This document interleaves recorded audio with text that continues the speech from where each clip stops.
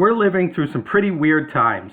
The global COVID-19 pandemic has impacted most every business on the planet in a multitude of ways. Whatever your normal workday looked like just a few months ago, it almost certainly doesn't look like that today. It's clear that the pandemic will have a long-lasting impact on how we work in the future, but we also know that whatever the new normal might look like going forward, this isn't it. Right now, many business managers are trying to juggle three very different leadership demands at the same time. We still must meet the regular challenges of running our businesses, while also adapting to and leading our staff through times of uncertainty and crisis.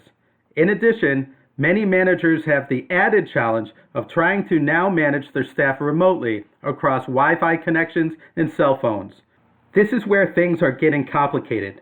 Many of the best practices we might usually adopt to manage remote workers and virtual teams are traditionally considered worst practices when leading organizations in times of crisis.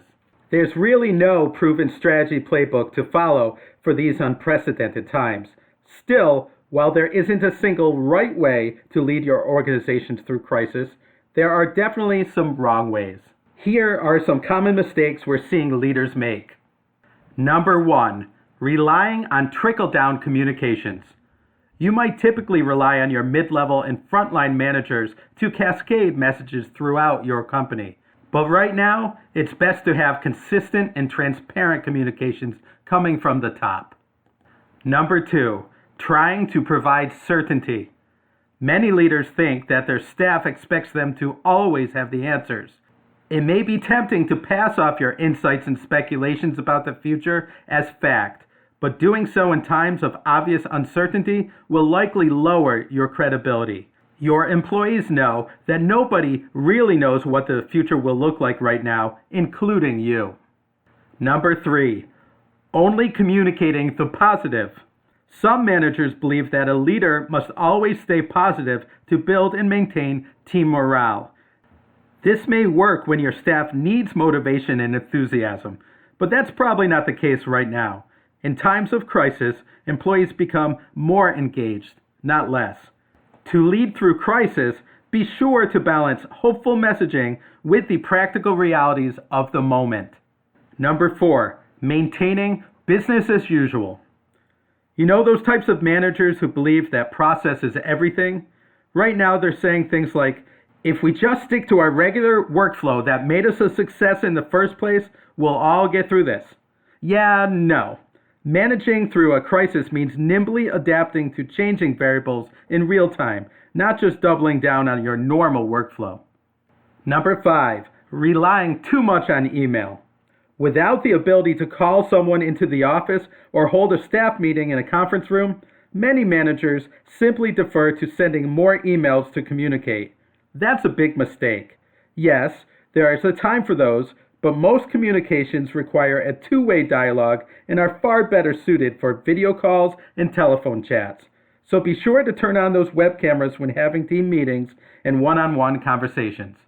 Number 6, talking about only the numbers.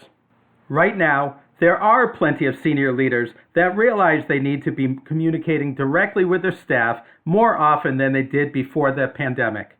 They're holding webinars, making videos, and crafting all-employee emails and memos at record pace. But here's the catch.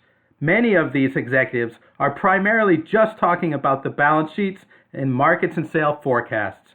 Remember, the best crisis leaders show empathy and focus on the human side of leadership, not just talk about the strategy for business operations and finances. Number 7, managing to activity, not results. So many managers new to leading virtual teams are asking the same question right now. How do I even know my employees working from home are not just watching Netflix or on social media all day? That's usually the wrong question to ask. As a manager, you're probably not in competition with Ozark or Tiger King or Facebook likes.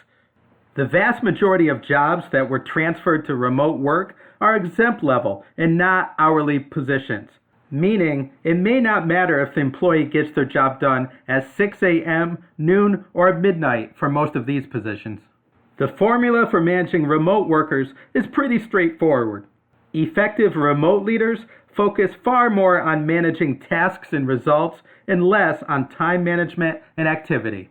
Number 8, completing formal performance reviews. A time of crisis is probably the worst time to have a formal review of an employee's annual performance. With vulnerability and emotions running high, they're usually not in a mental place to have meaningful discussions around constructive feedback or events that happened before the crisis. It may be tempting to schedule reviews to fill any downtime, but that could be a dangerous practice that will likely send mixed messages. Continue to have regular performance discussions, but save the formal review process for a time when it can be more impactful. Number 9, promoting non-essential training. The HR and training teams of many companies have decided to simply open up their existing catalog for online training courses for all employees. But that decision is often seen as tone deaf. During times of crisis, all business training should be custom to your business and focused on providing essential skills for their jobs in the present moment. Save the generic e-courses teaching non-essential skills that may help them in their next job for a time when they're ready to focus on self-improvement again. And number 10, abandoning your corporate values.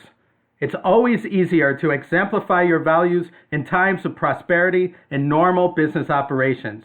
They truly get tested, however, in times of crisis. Remember, your employees are paying closer attention to your actions, words, and behaviors of leaders right now more than ever. And they'll remember your behaviors and decisions long after you've reintegrated those home-based employees back into the regular workplace. To learn more about our virtual training workshops and consulting services, visit us at caterosps.com. Be safe and be well.